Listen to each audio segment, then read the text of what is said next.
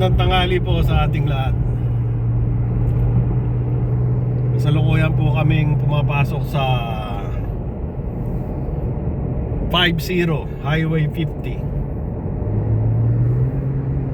At pupunta po kami ng ano ba sakop doon?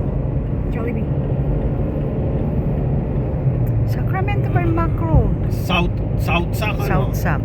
Sacramento.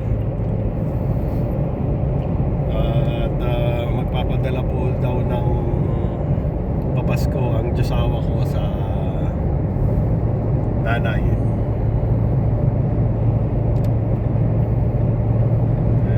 Sabi ko naman po wag na, uwi naman, may uwi naman next year. Ito na lang ako magpapadala. Ayaw niya, gusto niya magpadala ngayon. Kasi minsan nahiya naman ako at kung wala nga ako trabaho. Kaligayahan na naming makapagpadala ng, alam niya na, door to door, konting sakripisyo para makapagpadala, lalo na ngayong magpapasko. Tradisyon na nating mga Pilipino yan. Karamihan po ng mga Pilipino sa Pilipinas hindi po alam ang sakripisyong ginagawa ng mga Pilipinong nagpapadala galing sa ibayong dagat. Gaano nila pinaghihirapan yung mga pinapadala nila at anong sakripisyo ang kapalit. Walang Louis Vuitton. Gusto kong bilhin, hindi makabili kasi kailangan magpadala. Lalo na yung mga yung mga nakaasa lahat sa mga doon sa nag-iisang nasa abroad.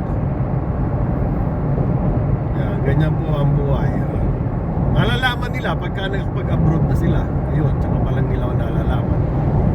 Oh shit, laki na. Huli, kala ko yung sa akin na ang pinakamalaki, may mas malaki pa pala. Hello. Papadala po kami sa LBC at bala ko rin pong bumili ng bangus at ibababad ko sa Sukat Bawang kasi kalapit po ng LBC ang Seafood City. At alam din ng Junakis na doon nang gagaling ang ano yung bread? Ano yung bread na gusto mo, anak? Señorita bread? Yung Señorita bread. Alam niyan, doon nang gagaling. Nagulat ako. Alam niyang doon binibili sa lugar na yon. Malayo po kasi sa amin yun. Mga 45 minutes drive. Sa freeway pa yan? Freeway pa yon. So para ka nagpunta ng parang galing ka ng Manila, Pampanga. Balikan. Kaya bihira po kaming mapunta doon. At tinatanong ko po, saan masarap kumain doon? Parang nami-miss ko yung Grill City. Yung pork liempo na inihaw na may kapartner na sinigang. Oh my God. Sabi naman ng Junakis, no, Jollibee. Kasi kalapit din nun ang Jollibee. Alam niyo naman, pag Junakis ang nag-request, wala na kaming magawa na mag-asawa. Ewan ko lang kung nare-realize na yun yung ganung mga sitwasyon. Kaya eto po, nananakbo na kami. Babalikan po namin kayo mamaya pagka po ando doon na kami. At mahaba-haba pong takbuhan to. Ano ba ang speed ko? 145 kilometers per hour na po takbo ko. Sabihin natin 30 minutes na lang sa ganung katulin. Saan kayo makakarating nun pag sa Pilipinas? Okay, magkita-kita po ulit tayo maya-maya.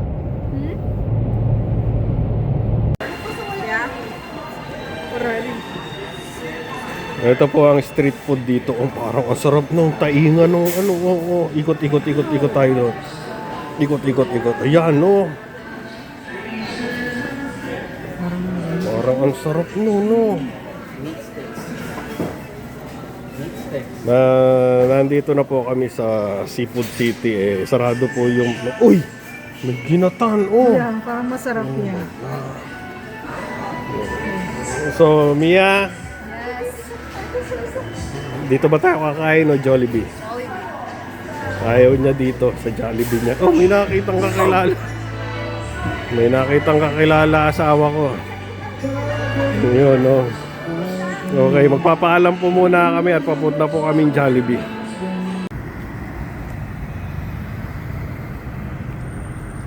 Nandito na po kami sa Jollibee.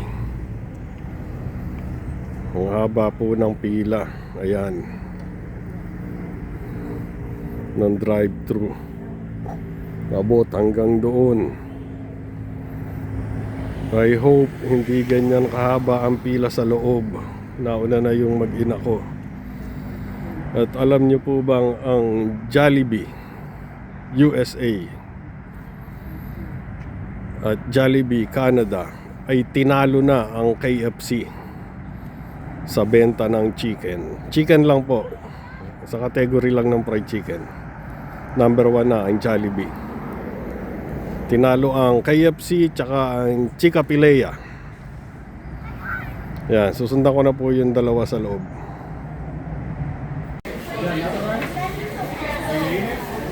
May exam kayong dalawa mamaya. Yan, o. Palagi ko sinasabi, instead na nag-uusap, naka-order na po kami after 15 minutes sa pilahan. At ang waiting time po ay 40 minutes. So halos isang oras po. Kasi tingnan nyo naman kung gaano karami ang tao.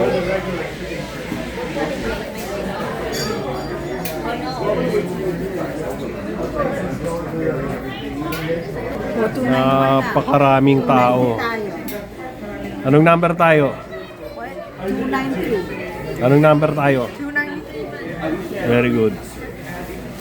Ayan, malapit na po kaming tawagin. Pagkalipas po ng 5 dekada, tatawagin na po kami. Pauwi na po kami. Eto, 150 na naman ang takbuhan. Malapit na po kaming umexit. Masobrahan yata ako doon sa Chicken Joy ko na kinain, tsaka palabok. Tuwang-tuwa na naman ang Junakis. Naka Jollibee na naman. Nasaan ka pare ko eh?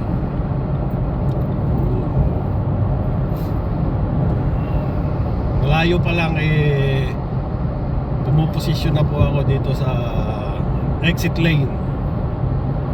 At pagka kinapos kayo ng naalig kayo ng pwesto sa exit at lumagpas kayo, tapos doon kayo sa kabilang exit na lalabas, hindi pwedeng bumalik. At ito, may naalala po ako dito. Meron pong malaking relo dito. Uy, hindi natin nasabi yung ano doon, yung center court, simbahan ni na June. Meron po malaking relo dito malapit sa exit po nung 50 tsaka Hazel. Nung unang drive ko po dito, girlfriend ko pa lang ang Diyosawa ko. Sabi niya sa akin, hindi ka maliligaw dito kahit di mo makita yung exit number. Basta nakita mo yung malaking relo na yan, yan ang palatandaan. Yan, hindi ko po alam kung nakikita nyo na, pero papalapit na po tayo. Ano, 80 na pala yung takbo, overspeeding na. Ayan po yung malaking relo sa furniture store. E-exit ka na dyan. Kaya natanim po sa isip ko yun. Oh, hindi ko na tinitingnan yung sign kung ano yung pangalan. Basta nakita ko yung relo. At hindi ko man lang naisip na forever ko na palang titingnan yung relo na yun. Tuwing ba't ganyan na itsura ng mukha mo? Parang hindi agree yung tripod ko. Forever ko na po palang titingnan yung relo na yun. Yan, napakatahimik po nitong lugar namin, ito pong barangay namin. Hindi na namin napunta-puntahan yung sushi buffet dyan, no? I know, right? Nag-change na lahat-lahat. Nagpalit-palit na lahat ng pangalan. Red ba ako? No, it was green. Ito po ang pinaka-paborito kong spot dito pagka nagdadrive. Ito pong lugar na to. Bakit pareho tayo, sweetheart? Napaka-relaxing. Yung pataas. Napaka-relaxing dumaan dito. Huwag kang magre-red. Yung pataas, pareho tayo, sweetheart. Yan. Ang sarap dumaan dito. I like this one. Pataas ka na. Para kang nasa sa ano palagi. Sa Switzerland. Ayos ang Mercedes niya. Ayan, ito pong lugar na to. Napakaganda. At maraming salamat po pagsama ninyo sa amin. Ingatan po natin ang ating mga sarili at ang bawat isa. Huwag po tayo makakalimot magpasalamat sa mga biyayang natatanggap. Mabuhay!